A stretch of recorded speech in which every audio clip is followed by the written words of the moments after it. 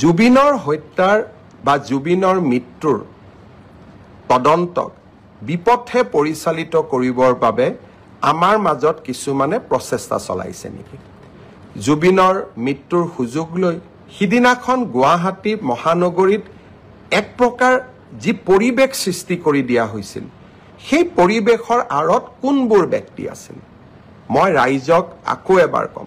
চৰকাৰখনক আপোনালোকে বেয়া পাব পাৰে আমি আপোনালোকৰ কিছুমানৰ ঘৰ এভিকশন কৰিছো আপোনালোকে আমাক বেয়া পায়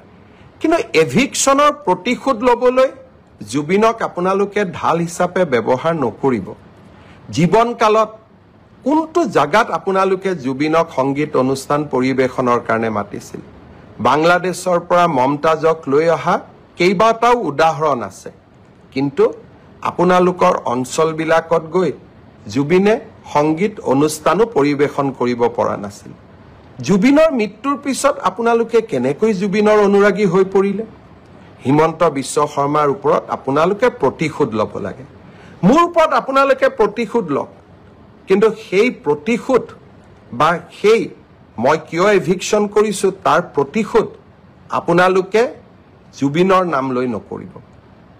ৰাজনীতি আমিও কৰো আমিও বুজি পাম আপোনালোকে যদি জুবিনক ইমানেই মৰম কৰিছিল জীৱনকালত জুবিনৰ মমতাজৰ পৰিৱৰ্তে জুবিন গাৰ্গক কিয় মতা নাছিল অনুষ্ঠান পৰিবেশনৰ কাৰণে আৰু 2020 চনত 13 তাৰিখে যেতিয়া জুবিনৰ ওপৰত আক্ৰমণ হৈছিল তেতিয়াতো আপোনালোকে ফেসবুকত লিখা নাছিল আজি এভিকশনত বিজেপি আপোনালোকক এভিকশন কৰিছে বিজেপিৰ ওপৰত প্ৰতিশোধ ল'ব লাগে আৰু তাৰ কাৰণে আপোনালোকে জুবিনৰ দুখজনক মৃত্যুক এডাল অস্ত্ৰ হিচাপে ব্যৱহাৰ কৰিব তাক কেতিয়াও আমি মানি ল'ব নোৱাৰো